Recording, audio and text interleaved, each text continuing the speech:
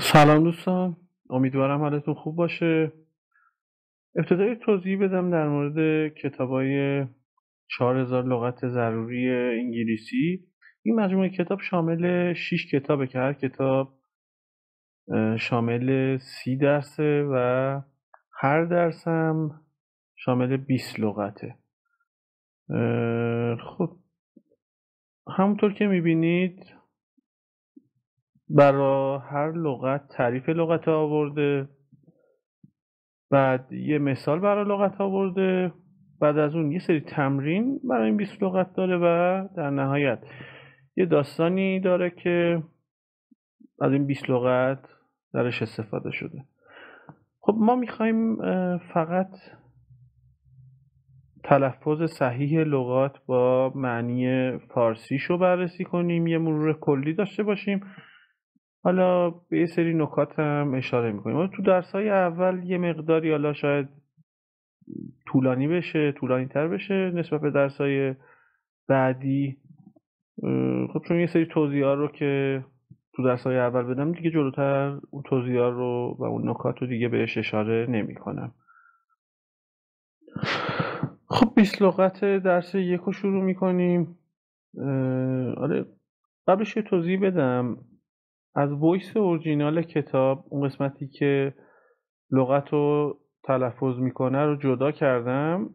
قبل از اینکه خودم بخوام تلفظ کنم و اگه توضیح هم داشته باشه توضیح بدم، این تلفظ اورجینال خود کتاب رو براتون پخش میکنم، بعد خودم حالا توضیحاتش رو میدم خدمتتون.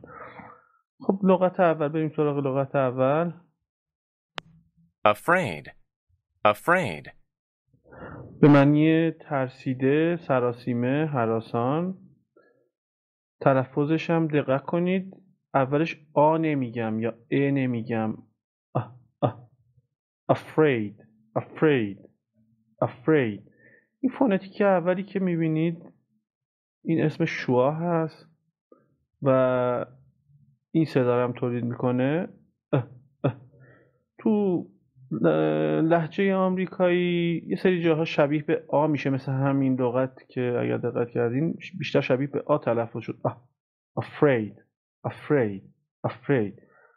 بعضی جاها هم بیشتر شبیه به ا تلفظ میشه، مثل adventure adventure adventure. ببین اینجا بیشتر شبیه به ا تلفظ شد. حالا تو درس بعدی لغت اولمون که adventure هست میبینید اونم اولین فونتیکش شوا هست. خب بریم سراغ لغت بعدی. لغت بعدیمون agree, agree, به معنی موافق بودن، موافقت کردن. agree agree. ایرم یه کمی میکشم. agree اه اه agree. لغت بعدی angry, angry, به معنی عصبانی، خشمگین. angry angry. این فونتیک دوم که شبیه انه و یکم پایینش کشیده است، این صدا رو میده. از ته گلو میگم، دقت کنین. angry angry. یعنی وقتی که ا رو میگی بعدش میخوای این فونتیک رو بگی ته گلو بگو. angry angry. لغت بعدی arrive, arrive, به معنی رسیدن هستش. arrive arrive. ببینید اینجا نه شبیه آ تلفظ شد نه شبیه ا. شوا رو میگم، بیشتر اینجوری تلفظ شد. یه چیزی بین همین دوتا آ و ا. arrive arrive. لغت بعدی attack, attack, به معنی حمله کردن، حمله، تعرض. attack attack attack. لغت بعدی bottom, bottom, به معنی پایین، ته، زیر. یه نکته ای داره این لغت، وقتی تی یا دابل تی بین دو تا حرف صدادار قرار میگیره، یکی از شرایطش ها، وقتی بین دو تا حرف صدادار قرار میگیره به صورت فلپ تی تلفظ میشه و یه دی سری که دی نمیگیم ما، یه چیزی شبیه به دی، یه دی سری. بارم بارم ره ره ره ره ره ره ره اره اره بارم بارم بارم. خب این لغت تو لهجه بریتانیایی هم یه مقداری متفاوت میشه تلفظش و اینجوری تلفظ میشه bottom bottom bottom. یه نکته‌ای هست که تو تلفظ آمریکایی و بریتانیایی یه سری تفاوت‌ها هست. مثلا به عنوان مثال خیلی جاها که توی تلفظ آمریکایی آ قشنگ آ تلفظ میشه، یعنی آ که میخوایم تلفظ کنیم دهن باز میشه قشنگ میگیم آ، مثل همین لغت bottom bottom bottom bottom. ولی همین آ توی تلفظ بریتانیایی، تو لهجه بریتانیایی، یه آی سری که دهنم باز نمیشه و از ته گلو گفته میشه. دقت کنید، آ میخوام بگم دهن باز میشه دیگه، ولی همین آ توی تلفظ بریتانیایی دهن باز نمیشه، یه آی سری و از ته گلو که بیشتر شبیه به او شنیده میشه. حالا خیلی جاها مثلا آ تبدیل به او میشه ها، آی کشیده تو لهجه آمریکایی تبدیل میشه به او کشیده تو لهجه بریتانیایی، مثلا talk talk walk walk.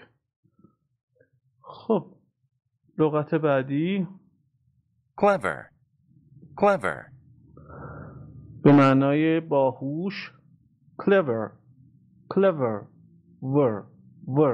ور نمیگم، نمیگم.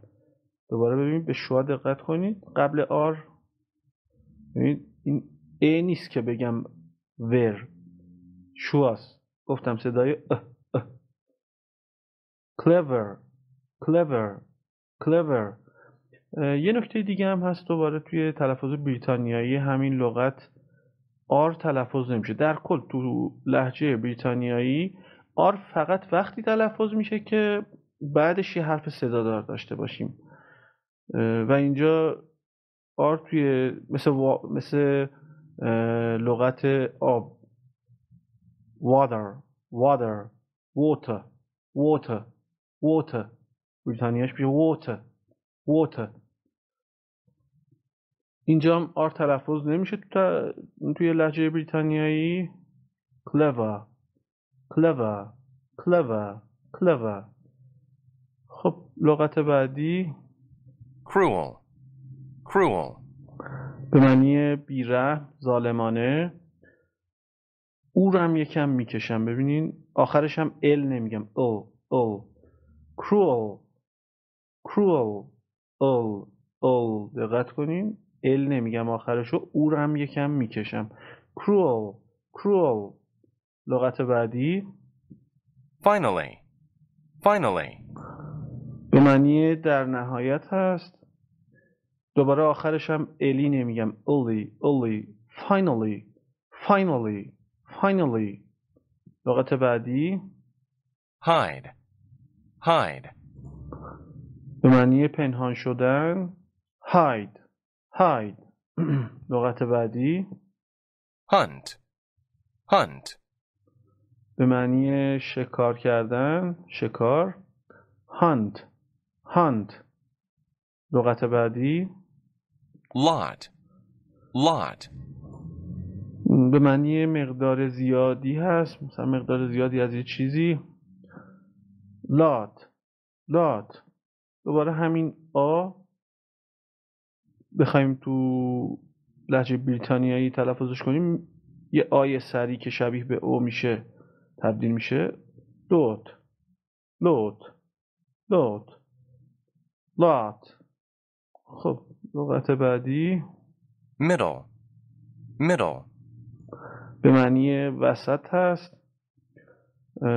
ببین می نمیگم این اکثر جاها این فونتیک، اکثر جاها یه ای سری که یه چیزی بین ای و ا شنیده میشه تلفظ میشه.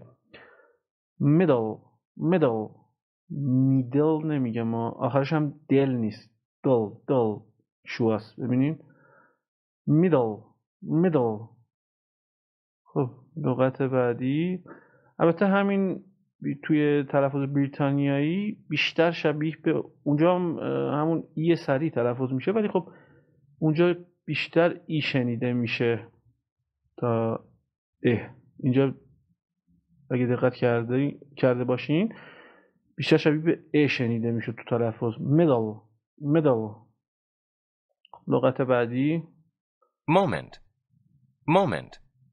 به معنی لحظه هست. ببینید او نمیگم او یه صدای ترکیبیه. او moment. دوباره آخرش هم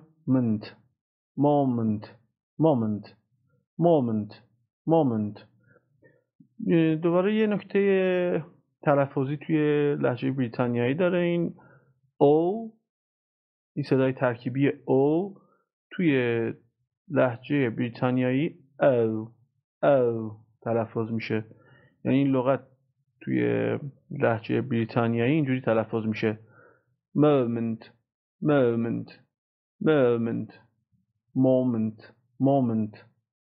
امریکنش moment. moment. بریتانیاییش moment.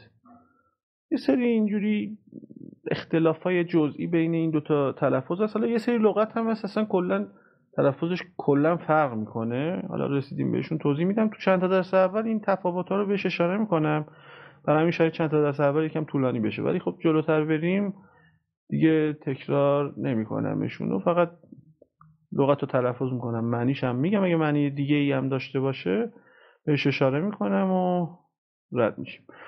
خب لغت بعدی pleased, به معنی راضی، خوشحال.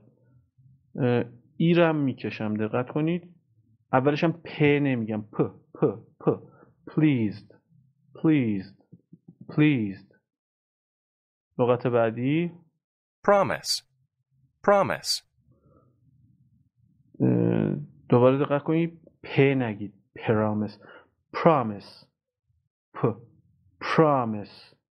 آخرش هم دوباره یه سری ببینید، میس نگید، promise. یه سری که بیشتر شبیه به ا شنیده میشه.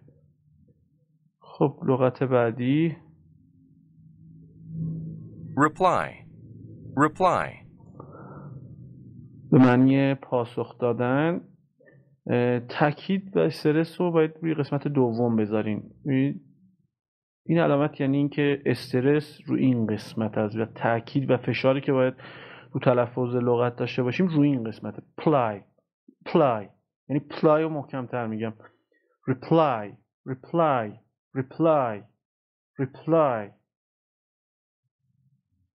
لغت بعدی ریپلای هم که به معنی پاسخ دادن، پاسخ. لغت بعدی safe, به معنی امن هستش. گاف صندوق هم معنی میده.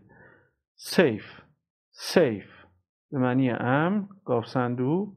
لغت بعدی trick, به معنی ترفند، حیله، فوتوفن.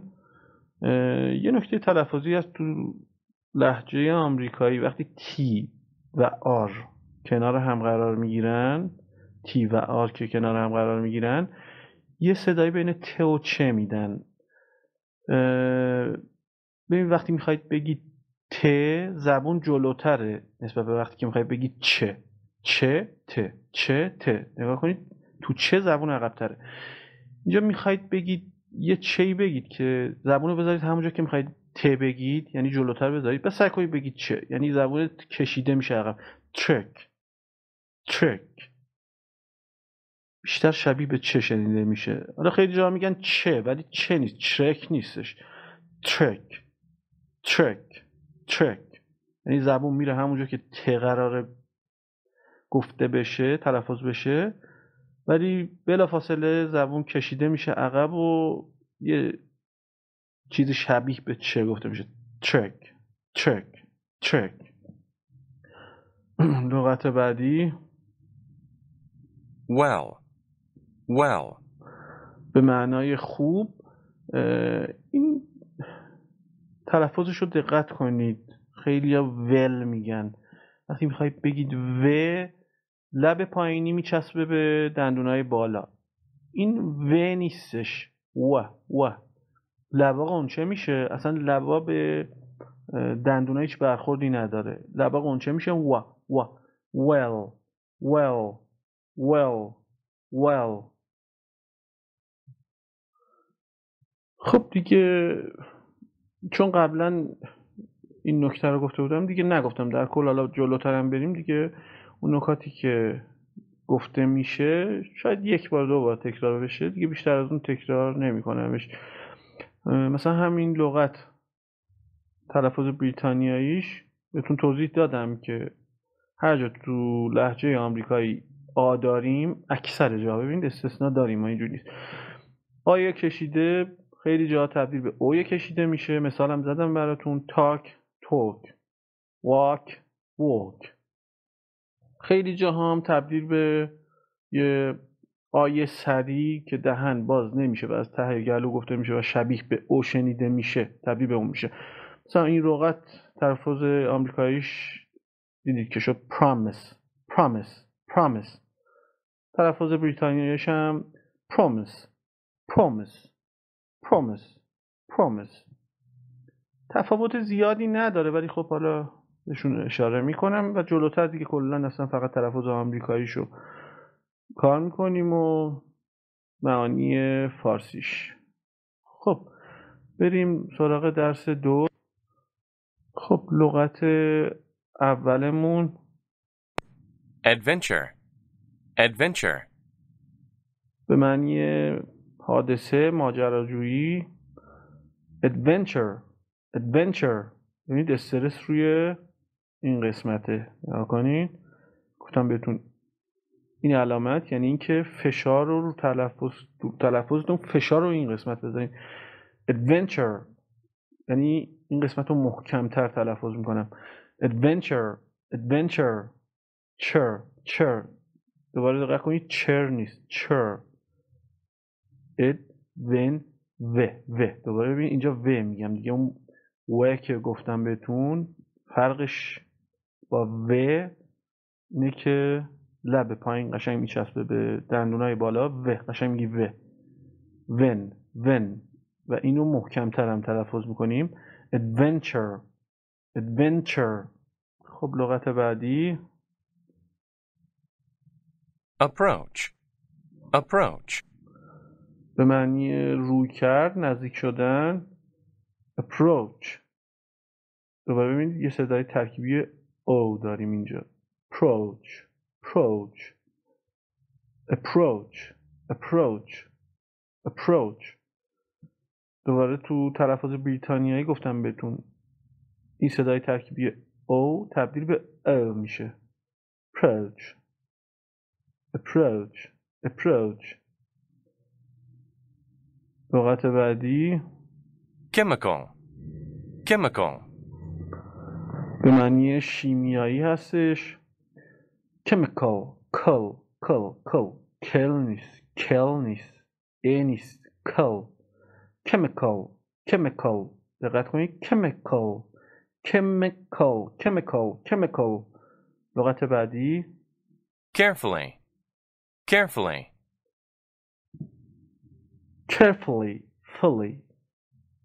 carefully فلی نیستش، fully carefully. دقت کنید، carefully. خب تو تلفظ بریتانیایی هم گفتم بهتون بعد از آر باید حرف صدادار باشه که تلفظ بشه. اینجا ببینین تو املای لغت بعد آر حرف صدادار داریم، ولی خب منظور اینه که این حرف توی تلفظ بیاد. اینجا اصلا انگار ای حذف شده. اینجا ببینید بعد از آر، قبل آر یه حرف صدادار داریم، یه شعاع کشیده است، ولی بعدش دیگه حرف صدادار نیست، پس تلفظ نمیشه آر تو تلفظ توی لهجه بریتانیایی. carefully تلفظ بریتانیاییش میشه carefully. دقت کنید که یکم من میکشم carefully. تلفظ آمریکاییش هم که شد carefully. خب لغت بعدی create, به معنی ایجاد کردن. دقت کنید دوباره استرس رو بخش دومه. eight create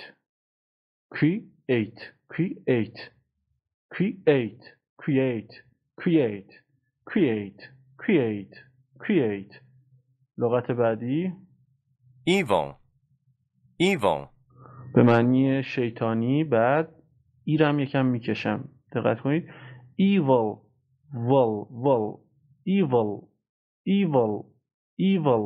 لغت بعدی experiment, به معنای آزمایش هستش. دقت کنیدم که استرس کجاست.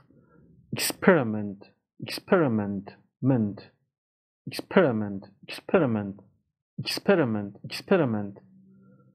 خب لغت بعدی kill, laboratory, خب رد شد، اجازه بدیم. خب لغت بعدی شد دوباره ببینید kill نمیگم kill یه ای سری بین ای و ا شنیده میشه. kill کشتن. خب لغت بعدی تو تلفظ بریتانیایی کلا یه جور دیگه تلفظ میشه. تو تلفظ بریتانیایی اینجوری تلفظ میشه laboratory ولی توی لهجه آمریکایی اینجوری تلفظ میشه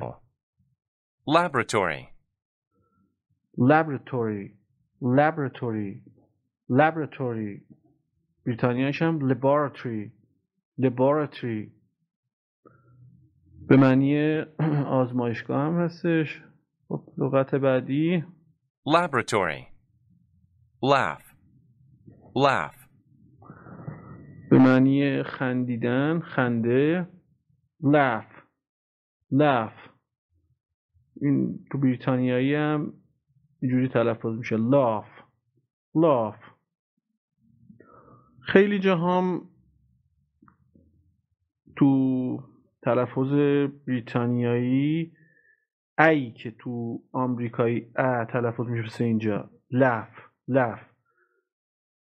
بخوایم بریتانیایی تلفظش کنیم تبدیل به آ میشه قشنگ laugh. مثلا مثل chance aunt grass خب لغت بعدی loud, به معنی با صدای بلند هستش. معنی محموله، بار کردن، بار زدن، اینا رو هم معنی میده. آو ببینید این صدای ترکیبی هم دقت کنید. آو loud. خب لغت بعدی nervous, به معنی عصبی، مضطرب. nervous دقت کنید بعد نمیگم nervous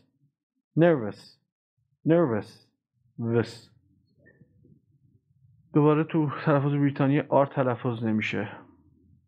لغت بعدی noise, به معنی سر و صدا، اختلال. noise اوی دوباره صدای ترکیبی اوی دقت کنید. اوی noise project, به معنی پروژه هستش به عنوان اسم. و تلفظش هم ببین استرس رو بخش اوله. project project.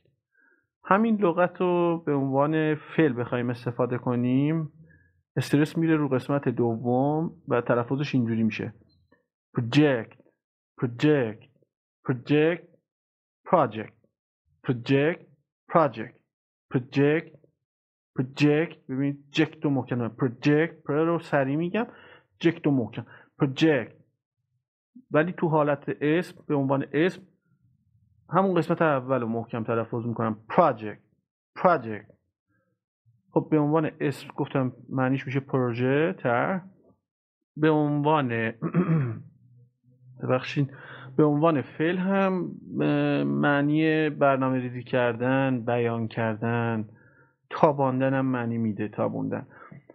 خب لغت بعدی scare به معنای ترساندن هستش. ببینید اس نمیگم scare. دوباره آخرش scare. لغت بعدی secret خب این لغت هم به معنی راز، مخفی. دقت کنید ایرم میکشم آخرش هم ات نمیگم ات. secret.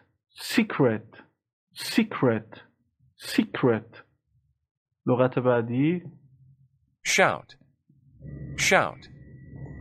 به معنی فریاد زدن.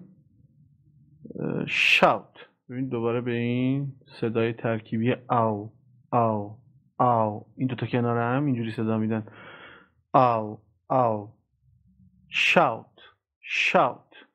خب لغت بعدی smell به معنای بو کشیدن، بویدن. دوباره دقت کنید به اولش که اس نمیگم smell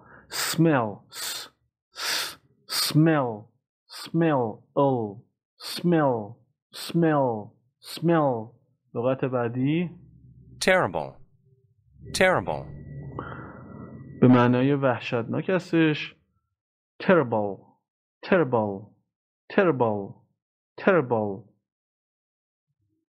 لغت بعدی worse ببینید دوباره و نمیگم و دقت کنید لبا قنچه worse. دوباره تو تلفظ بریتانیایی آر تلفظ نمیشه worse. خب درس 2 هم تموم شد. خب درس 3 رو داریم. لغت اولمون هست alien به معنی بیگانه. alien لین نمیگم alien. لغت بعدی among به معنای در میانه، در بین. ببینید این فرقش با between اونم که در بین معنی میده اینه که between وقتی استفاده میشه که میخوایم بگیم بین دو تا چیزه. ولی از این لغت وقتی استفاده میکنیم که میخوایم بگیم بین بیشتر از 2 تا چیز، مثلا بین 3 تا چیز بود اون موقع دیگه از between استفاده نمیکنیم یا بین 4 تا 5 تا. خب به معنی در میان among. دوباره ببینین این فونتیک رو دقت کنین. گفتم بهتون اینجوری صدا میده among. خب لغت بعدی chart به معنی نمودار. آرم یکم میکشیم chart. لغت بعدی cloud به معنی ابر، توده، انبوه. cloud او. ببینید صدای ترکیبی او cloud. لغت بعدی comprehend, comprehend, به معنی درک کردن هستش. استرس هم رو بخش آخره، دقت کنین. استرس رو بخش آخره. تلفظش هم comprehend comprehend comprehend. ببین وقتی میرسم به هند لحنم رو میبرم بالاتر. comprehend comprehend comprehend. خب لغت بعدی describe, describe, به معنی توصیف کردن، وصف کردن. describe I آخرش ببینین اینم دوباره صدای ترکیبی، این دوتا با هم صدای ترکیبی I رو میدن. I describe describe describe. لغت بعدی ever, ever, به معنی همیشه. ever ever were ever ever ever. لغت بعدی fail, fail, به معنی شکست خوردن. fail fail fail. لغت بعدی friendly, friendly, به معنی دوستانه. friendly friendly friendly. لغت بعدی grade, grade, به معنی درجه، نمره، طبقه هم معنی میده. grade grade grade grade. لغت بعدی instead, instead, به معنای در عوض، در ازای. دقت کنید استرس روی stead هستش. stead یعنی این قسمت رو محکم تر تلفظ کنید. instead instead instead instead. لغت بعدی library, library, به معنی کتابخانه.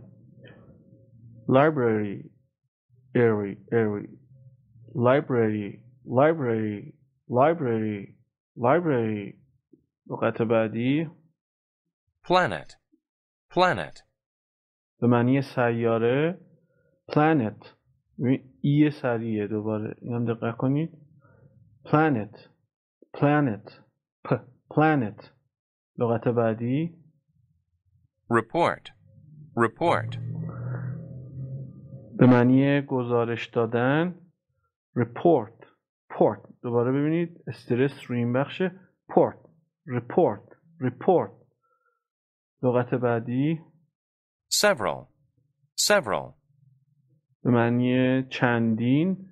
several several several. several several. لغت بعدی solve, solve, به معنی حل کردن. solve solve. لغت بعدی suddenly, suddenly, به معنی به طور ناگهانی است. suddenly suddenly suddenly suddenly. لغت بعدی suppose, suppose, به معنی فرض کردن، خیال کردن. دوباره ببینید این گفتم بهتون این صدای ترکیبی او که توی تلفظ آمریکایی، تو لهجه آمریکایی او تلفظ میشه، تو لهجه بریتانیایی او تلفظ میشه. suppose suppose suppose. بریتانیاییشه، آمریکاییش هم که suppose suppose suppose. لغت بعدی universe, universe, به معنی کیهان. universe universe universe. لغت بعدی view, view, به معنی مشاهده کردن. view view. او آخرم یکم میشه view view. خب درس 4 رو داریم. لغت اولمون این لغت به عنوان فعل یه مقداری تلفظش تو انتهاش تفاوت داره، فرق میکنه. حالا بهتون میگم. الان این تلفظی که میشنوید برای حالت اسمشه که معنی مناسبم میده. دقت کنین. appropriate, appropriate, ببینید آخرش رو اگه دقت کردید ات. appropriate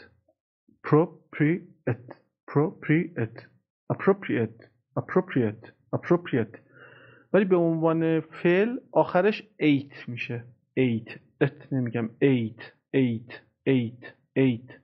appropriate میشه فعل. appropriate میشه اسم. appropriate فعلش هم میشه appropriate. خب لغت بعدی به عنوان فعلم معنی منظور کردن، اختصاص دادن، واسه خود برداشتن، این معنی ها رو میده. خب لغت بعدی avoid, avoid, به معنی اجتناب کردن. avoid. لغت بعدی behave, behave, به معنی رفتار کردن. behave. ببینید استرس کجاست. behave. لغت بعدی calm, calm, به معنی آرام. عام کشیده بگید. calm. لغت بعدی concern, concern, به معنی نگرانی. دقت کنید تلفظم رو بخش دومه. concern. concern. خب لغت بعدی content, content, به معنی راضی، خوشنود. content. خب این لغتم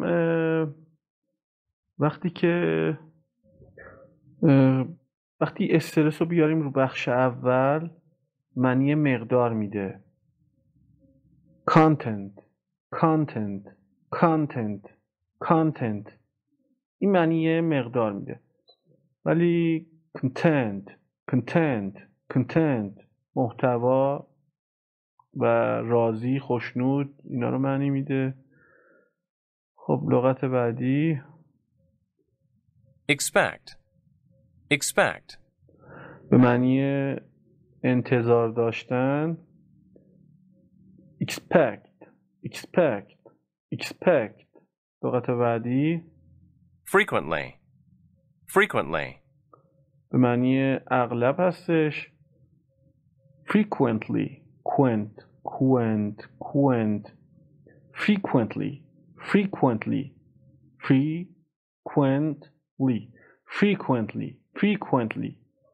لغت بعدی habit,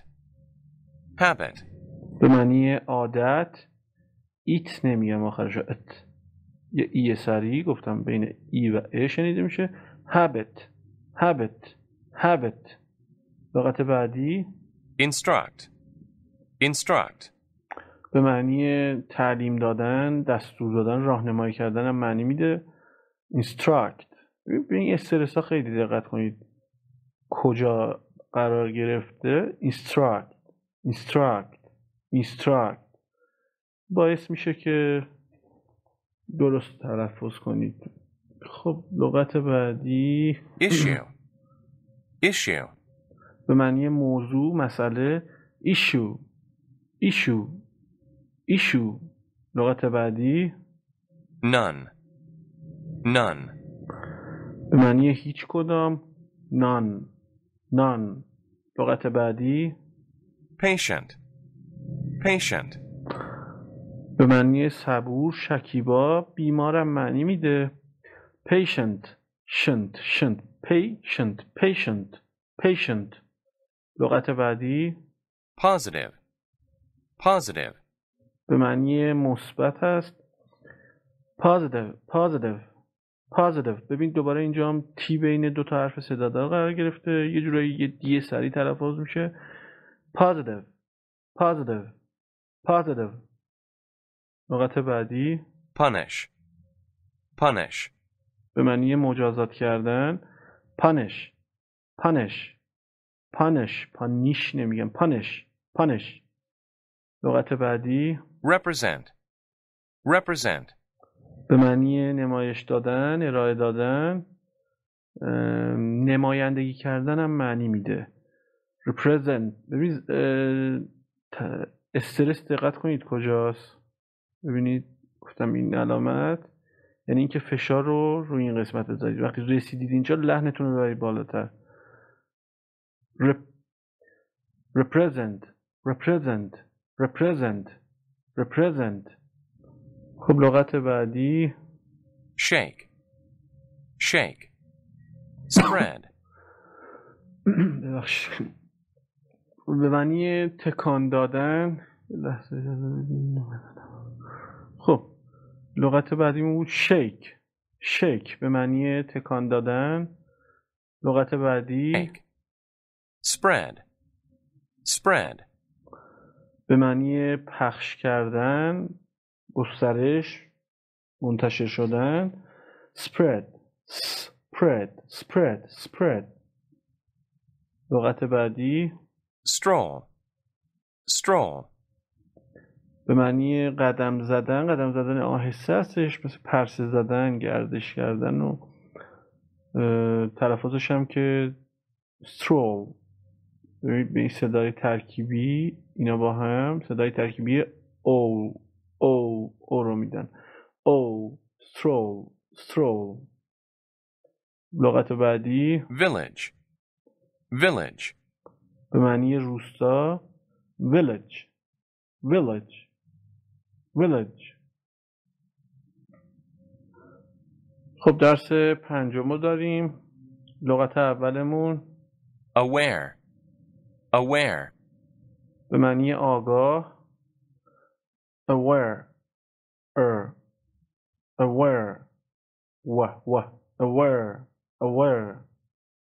لغت بعدی badly, badly, به معنی به شدت.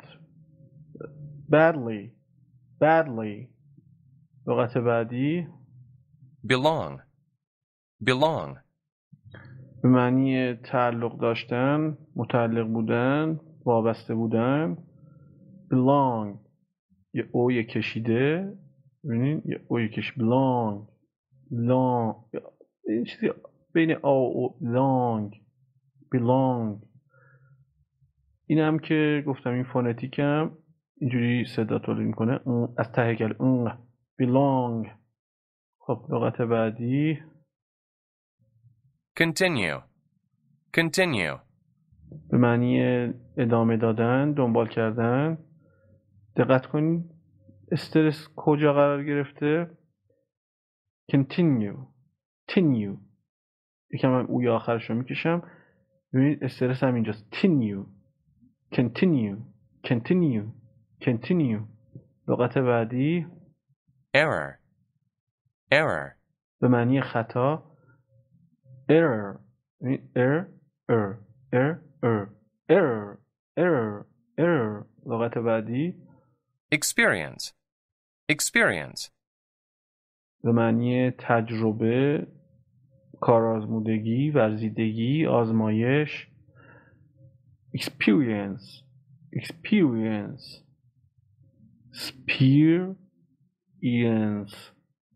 experience experience experience experience.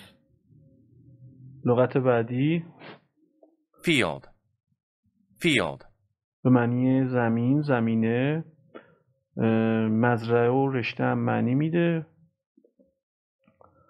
field field یکم ای کشیده میشه. field. لغت بعدی hurt, hurt, به معنی صدمه زدن، خسارت زدن، اذیت کردن، ضرر. ببین hurt hurt hurt hurt hurt ته گلو میگم hurt hurt لغت بعدی judgment, judgment, به معنی داوری، قضاوت، رأی، عقیده. judgment ment نمیگم ment judgment لغت بعدی likely, likely, به معنی به احتمال زیاد، شاید و باور کردنی. likely likely لغت بعدی normal, normal, به معنی عادی. normal مال نیست normal بعدی rare, rare, به معنی نادر و کمیابه. خام و نیم پخته، ناپخته هم معنی میده. rare rare لغت بعدی relax, relax, به معنی استراحت کردن. relax لغت بعدی request, request, به معنی درخواست کردن، تقاضا، خواهش کردن. request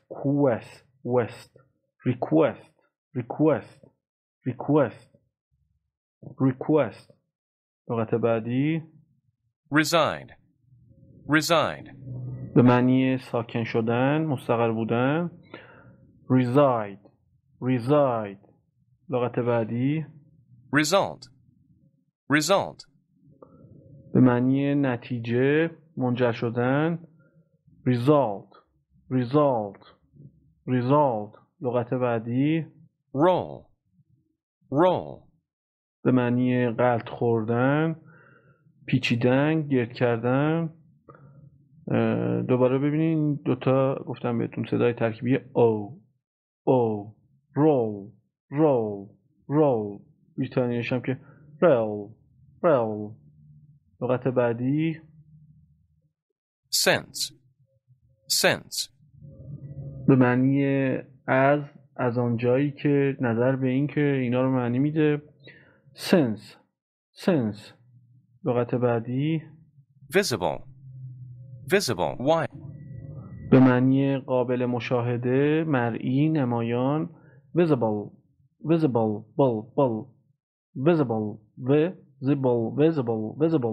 لغت بعدی wild, wild, به معنی وحشی، طوفانی هم معنی میده.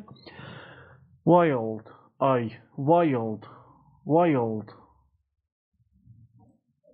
خب لغت اول درس 6 advantage, advantage, به معنای مزیت، برتری، سود، فایده. advantage advantage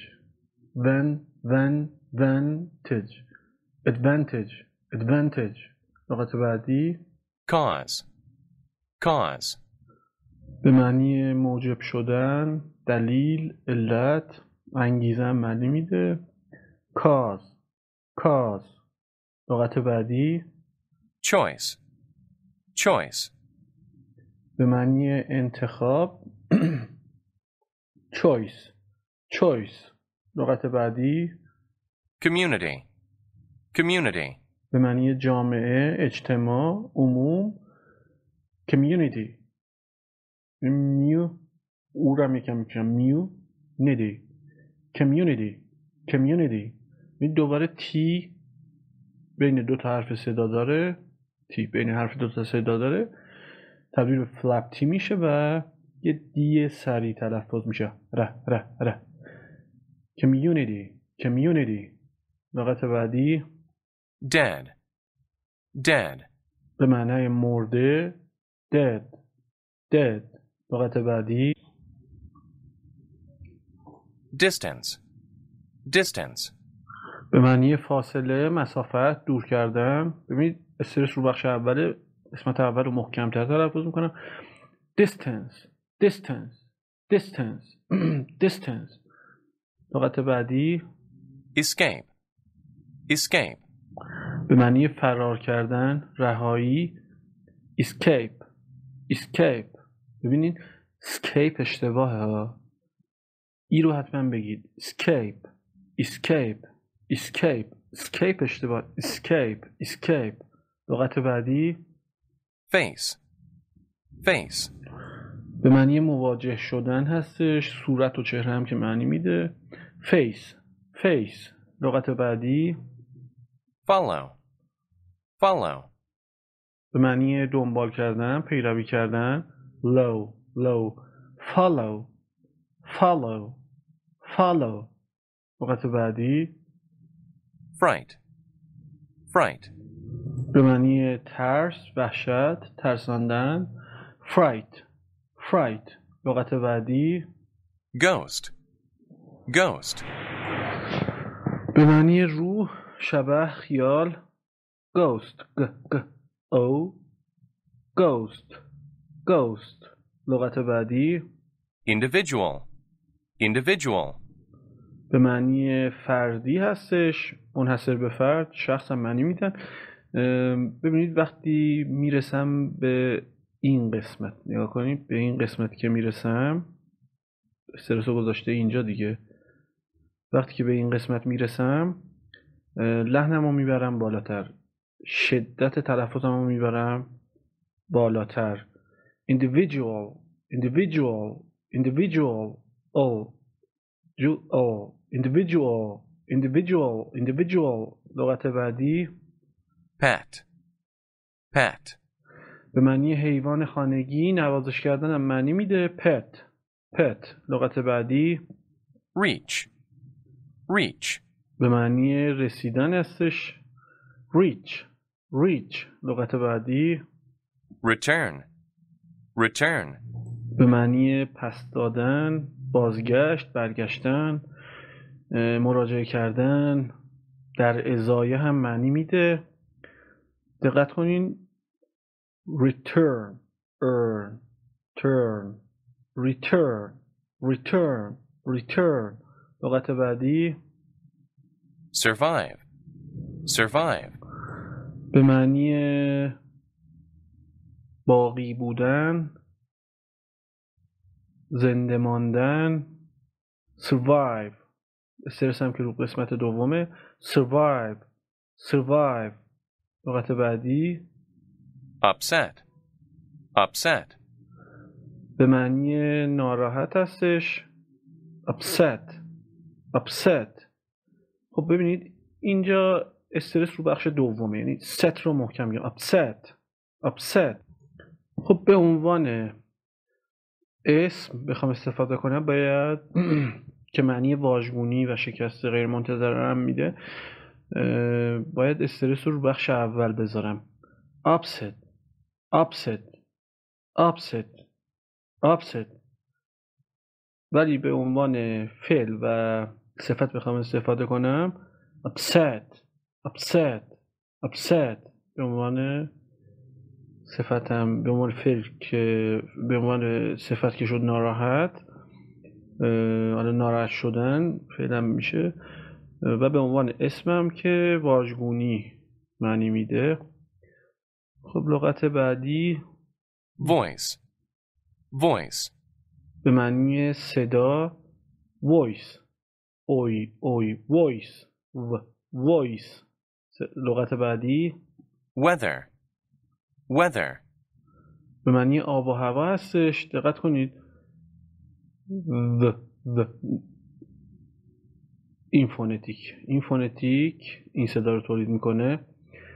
نوک زبونتون رو به دندونای جلوییتون بچسبونین، وقتی فوت کنین صدای فونتیک فیتا رو میده. think. ولی وقتی تو همین حالت از ته گلوتون بخواید بگید ز، that this whether این صدا رو میده.